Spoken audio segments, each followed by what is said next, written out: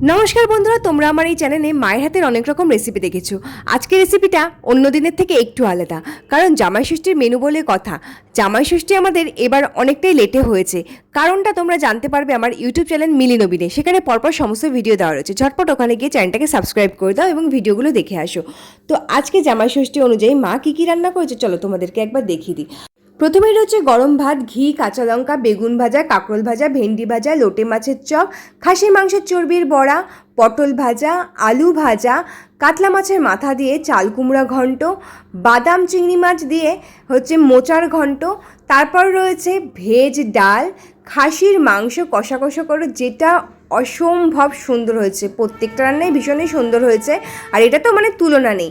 রয়েছে ঢেলা মাছের ঝোল বেগুন আলু দিয়ে, চাটনি, পাঁপড়টা ছবিতে স্কিপ্ট হয়ে গেছে, আর ঝুরি আলু ভাজাটা ছবিতে স্কিপ্ট হয়ে গেছে। তারপর রয়েছে দই, মিষ্টি, স্যালাড আর রসমালাই।